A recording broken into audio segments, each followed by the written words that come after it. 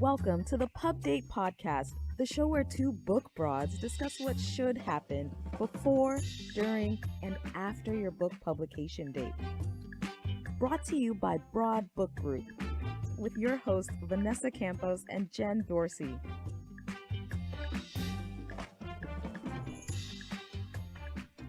Welcome, everyone. It is the second episode of Spooky Season. Hi, Jen. How are you doing? Hi, I'm terrified. I'm terrified about what we're going to talk about today. Well, it's less spooky and more demystifying, you know? I was just thinking to myself, I woke up and it wasn't 90 degrees. I was like, ooh, it's getting chilly. And every time, I live in Southern California, so every time it gets chilly, I start thinking like, I should probably take my annual trip to New York and, feel some weather. And one of the things that I love to do when I'm in different cities is go to bookstores. All the bookstores. No. You do? I know, right? Occupational hazard. I should get paid to do that. I wish we could. I mean, we pay ourselves to do that, kind of, in the name of research. Research, exactly. Right? Research. So one of the things that I always think about, like when I'm walking in, I'm like, okay, well, this is the new, latest and greatest. And this is like, this is what's selling. And sometimes what's selling isn't the latest and greatest, which I love. Backlists are great for publishers. Yep. But I always have my authors in mind. I always have, our self-published authors, our traditionally published authors in mind.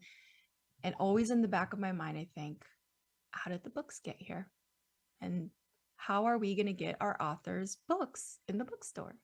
Magic. That's it. See? Boom. You wrote it. It's done. there. Answer. That's the end of the show, guys. Have a great week. Thank you. Bye. It's not magic. Oh, yeah. I was kidding. It's not. So we talk a lot about how books are made, kind of like how are babies made, but how do books get to the bookstore, like physical bookstore, if you're so lucky to get that placement? Because we all know space is limited, lots of books out there, but how do books make it to that bookshelf? Excellent question. We should answer it today. This is the spooky part. This is the part that everyone's going to get really freaked out and start feeling overwhelmed, but it's okay because we're here to help with the overwhelm. Yeah. So the answer is distribution. Let's talk about that. Distribution. Capital D, distribution. That sounds like a really in the weeds kind of inside baseball word, but it's not. It's the way anything gets to any store. Books are no different, right? Right. I mean, they are, and it's product. It gets to the store. Your laundry detergent gets to a store, so do your books. And the way that happens is distribution. Right. Absolutely. So let's unmask it. Yeah, let's talk about that. So if you're a traditionally published author, the book publisher takes care of distribution, right? Indeed, they do. Yes, which is a big reason why a lot of people obviously want to do that. They want to go that route because they are not the ones having to figure out the very complicated way that the book distribution happens. And it can be very complicated. So yes, that is on the publisher. So there's a lot that goes into it, as you and I both know.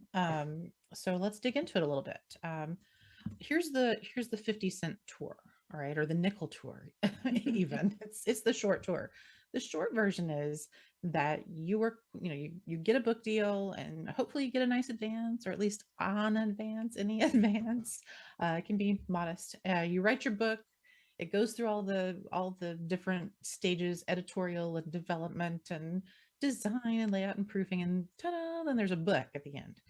So once that happens, once your beautiful book is ready to roll, or actually let me back it up. Distribution, you should even think about before it goes to the printer. So before it even goes to the printer, your publisher is having conversations with their book distributor. And a book distributor, in short, is just a company that really is kind of the middleman between the publisher and the bookstore. They are going to go in, they're going to sell the books on the publisher's behalf, thus on your behalf. They're going to talk to buyers at places like Amazon and Barnes and Noble and all of the independent stores and specialty stores if your book is applicable to that arena. They're going to work with those buyers to determine how many books those accounts, those stores actually want to take on. So for example, if there's a bookstore that has, let's just say 500 locations, and they want to put 5 of your books in every store, that's a pretty good buy. That's a pretty Mm-hmm. big buy, right? So they make those kinds of decisions before your book is even printed. Once your publisher gets that kind of ballpark idea, they then go out and shop it to different printers to do what we call a first print run. And they base that first print run on those numbers that they're getting from the bookstores. So the distributor really does a lot of that work with you and for you. Not every distributor does. Some of them are just a little more small scale, I would say, but on the big scale, that's how it works. And then those books get printed, they get sent to the distribution warehouses all around the country, all around the world. And then the logistics people take it from there, and all of those books go out to the Amazon warehouse, to the Barnes and Noble warehouses, and then into the stores. And ta da, your book is in the store. That's the super short version. There's a lot more. And that's how babies are made. That's right.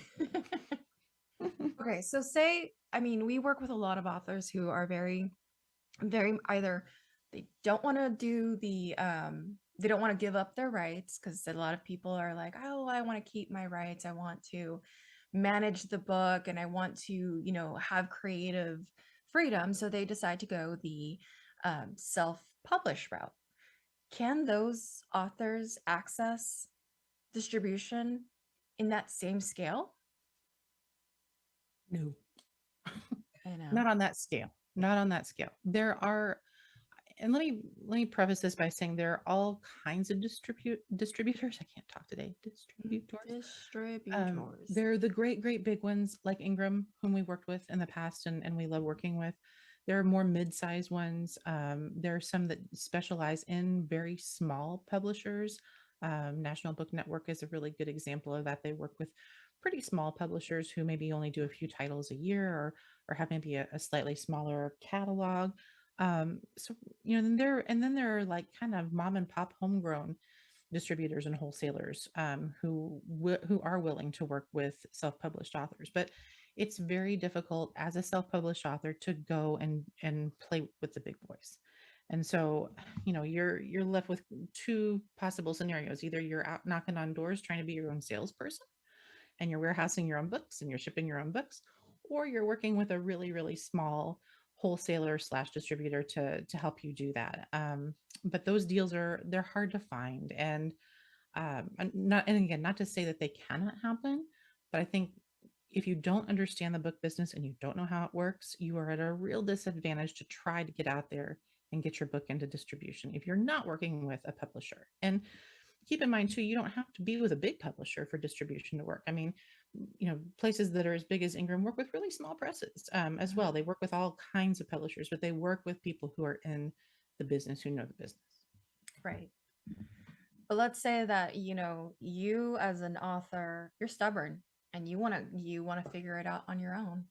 There's still options there. And I think, we've talked about this in a few episodes, and we talk about the difference and the pros and cons of doing this when it comes to, I'd like to call it digital distribution. I don't even know if is that the term? That's the term I use. Yeah. All right. We'll go with that. Digital distribution is something that you can definitely do if you're planning on going at it solo. I would definitely encourage you to work with a book consultant that understands distribution on that, traditional level, so that you can benefit from that and really mimic some of the things that are necessary so that you get some of that attention. But you can definitely do it through like Ingram Spark and Amazon's KDP. You can. And sometimes if you start with digital distribution, that can then, if you do well and if it performs well, that can get the attention of Amazon. It can get the attention of some other, bookstores or independent stores, and you might get a physical copy buy based on that. And we've seen that happen before too. So I'm with you. I always say, kind of know what your goal is, and know, and be realistic with yourself. If you are an independent solo press, it's just you and just your book, you're probably not going to get it into, a ton of Barnes and Nobles. That's probably not going to happen.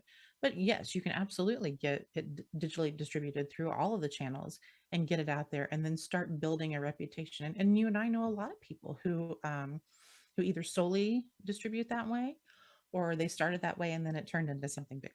Oh yeah. And if you work with somebody, or even if you are incredibly savvy, you did your research and you get into the hundreds of thousands of book sales as a self-published author, there's a really good chance that you can land a very great, dare I say, six-figure book deal for your next Ooh, book. I mean, you just have to be smart about it. You, like you said, you have to do your due diligence. You have to figure out what your goals are. So if your goals are to get it into the hands of your clients, you might not need distribution if you're right. not thinking like more clients outside of the current clients. If it's going to be just for like your workbook, then the people are coming to it and you might not need full distribution. You just need a place to print on demand. So if somebody buys the course, then somebody buys the book, and then it gets printed and then it gets sent. Easy Right. peasy. You still make a decent, $2, $3. um I shouldn't say that because it really depends on your pricing model and It your page does. count. And since you bring that up, that is a caveat that I would give about big distribution too, right? Yes. Right? Because when you're working with let's say, you're working with a traditional publisher, you're going to get distributed, whether it's through Ingram or Simon and Schuster or Wiley, or, all of these publishing companies also have distribution arms too, or not all of them, but a lot of them. So when you work with a distributor in that way, it is a business. So, Hmm. they're going to take a percentage of the sales as well as your publisher taking a percentage of the sales. So, unless you're going to move a lot of volume and it's a big book and you're not going to retire on your book, as we've said many Yes. times in the past on this show. And so, even if you get that big fancy book deal and that big fancy distribution deal, know that everybody along the line gets paid at some point. So, it just is what it is. It's part of the business, but you should know that it's the pricing of that is baked in, and for good reason. I mean, they're doing a lot here. They're going in and being your salespeople. They're warehousing your book. They're being your logistics company. They're accepting the returns from the bookstore. So, what distributors do is a lot. Yeah, it is. And I think usually, like, it's magic. It goes from your book, you're done with your book, you send it to the printer, and then it appears at the bookstore, and that's not the case. And I think that comes to a shock to a lot of people when Yes. they start looking at, oh, I got a book deal and I get a royalty now. And then you were like, well, why do I get such a small royalty? And then you start really digging into it. There are a few books out there for people who are interested in how to, profitable publishing and what have you. We have a we have a bleh. We have a few of those books on our bookshop website. If you really are interested in the nitty gritty of it all, but you start thinking about it, it's like, wow, it really is a business, and it's a tough business to be in, especially if you don't have experience. It is. And a big reason that is such a tough, weird business is a thing called returns. Oh my God, yes. I don't think most people realize that the book business is fully returnable at any time. It is. Anytime. Anytime. You can get books back that you sold 10 years ago. And that has happened to me. I have at different places I've worked. That has happened. And 9 times out of 10, you cannot resell those books. Books are tough to remainder these days. They're not, the Mm-mm. remainder business is not doing that great. And so that's another reason, because you get stuff back that ultimately has to be pulped, and then you've spent a lot of money shipping books and taking books back and for nothing. So it's really a funky business, and I would encourage anyone who works with any kind of publisher, when you get that first royalty statement, ask someone to walk you through it, because they can explain how all those charges work and how distribution is baked into that, so that you can see what the math looks like. Right. Let's take a step back. What are remainders for all of our, novice authors out there? Oh, a remainder is when a book does get sent back from maybe a more traditional sales channel like B&N. It maybe is a little beat up, so it's not quite nice enough to put back into the mix of the regular inventory. So there are companies that buy those and sell them, whether they sell them at used bookshops, or there are a lot of remainder events around the country. I mean, not so much lately because of COVID, but I think those will pick back up, where it's like a book sale and it's at, the Hilton in a Right. ballroom or something. And you go and you peruse the books. A lot of what you see there are remainders, and they're being sold at rock bottom, pretty much at cost prices, because they got a nick on the cover or they've got page ripped out. And that's what those are. Yeah. They're slightly damaged, but they still need a home. That's right. They still need a They're like home. people, you know. Well, we like to think of them as people. There's Because a all little of your, something wrong with them, but they're still yeah, good. they're good. They're good. They're just a little disabled. Right. All right. So, I mean, it can get very interesting. And something that you brought up is returns. Okay, so we're talking distribution, and I know that Ingram and Amazon's KDP and Ingram Spark, if you are a self-published author, you can definitely activate your book, or however they want to call it. You can make it so that your book is available and sold worldwide. So then, all right, say, you sell the book worldwide, it's, being sent across the pond to the UK, and you have some sales in Australia, and you have some sales in Germany. Germany tends to buy a lot of English written books. Do. You have some sales in Canada, you have, a few sales everywhere. But then you get some returns, because that does happen even when you're self-publishing. What Mhm. what are some of the things that maybe authors need to consider when you're thinking about selling worldwide? Wow. You mean just on the subject of returns or just in general, like when you're writing the book? Oh, I hadn't thought about that. I was thinking just on the subject of returns, because Oh, it does come to a surprise that anyone would want to return a book. it does. I would say on that piece of it, my advice would be when you do get returns, just take a good look at them. Are they still in good shape? You can put them back in your inventory, but if they are kind of not the best, and they are remainder worthy, let's say, you can resell those to companies like Abe Books. You can go on, what's the other one? Is it? There are a couple different sites where you can go online and sell your books directly through an app. That's kind of similar Oh, to yes. eBay, but for books. Or you can Pango. Bango, that's it. There are quite a few of those out there. So, you can still make money on your book. You just may not make as much. Right. Or you can use those for your giveaway copies or for review copies. If you're trying to get your book reviewed, or if you want maybe to go speak at a convention and you need to send them a sample book, use them for those purposes. Right. I'd like to get a little sticker or a stamp that says, review book or not for sale, just so that they Mhm. know it's like, hey, yeah, this might not be in the best condition, but it's still good material. Right. Now, I have a question for you about distribution. When Do someone ask. is trying to market their book, and they're kind of looking at their options, do I want to work with a publisher? Do I want to self-publish? When it comes to the distribution piece, do you find that the marketing approach for the author is slightly different? I know it is obviously for a publisher. Like if you're working with a publisher, you're going to have some marketing people helping you, but not always, or at least not for everything. Right. So when it comes to marketing your book, obviously, you see it in your royalties when you work with a traditional publisher. You have a team, they get a percentage, it's commission based. And then, they go out and sell. So when you're doing it yourself, you essentially have to be the publisher, the distributor, the sales rep, the everything. So I think that, like we were saying earlier, if you're a self-published author and this is your first book, your third book, or a workbook or a planner, really think about who the audience is and where this book is going to be sold. Because if it's something that is, something quick, maybe it's like a digital planner, it can be just, uploaded onto Ingram Spark, and it gets distributed, and everything is super, super easy because it's all in one place.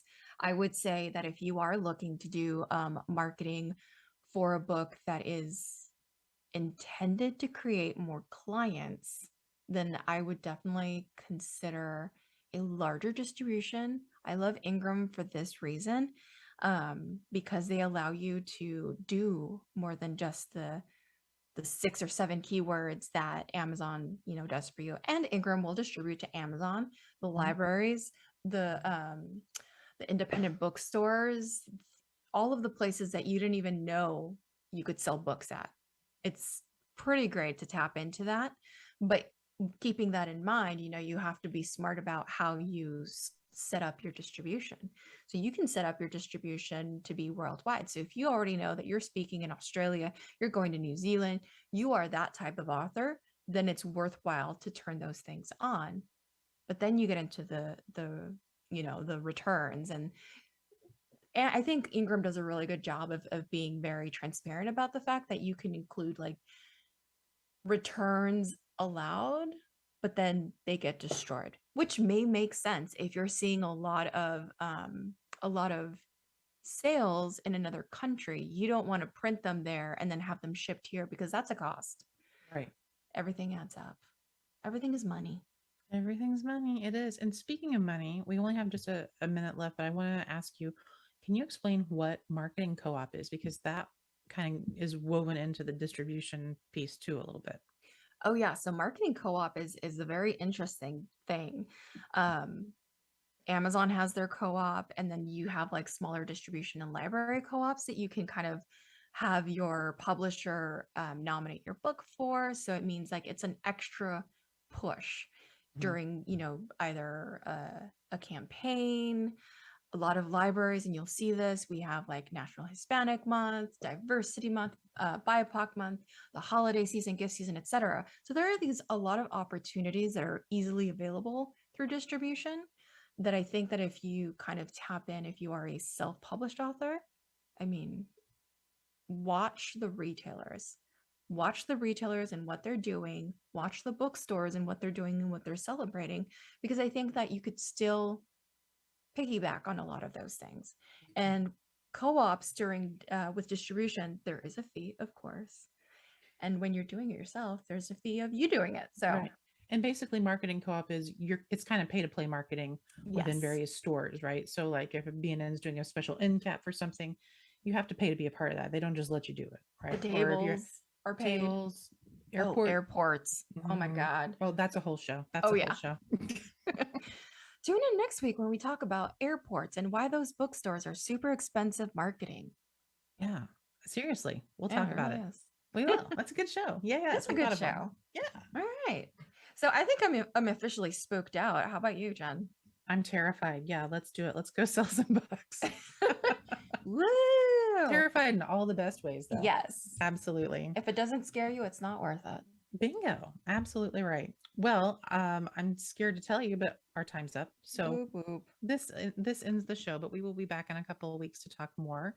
Thank you so much to our producer, Paul Roberts, and our executive producer, Emily Carpenter, Pulse Camp of Little Red Communications. We'll see you next time. We hope that you gained some valuable insights into the world of book publishing. Head over to broadbookgroup.com to learn more about us and all our services. And be sure to check out all our social media at Broad Book Group. Until then, keep publishing.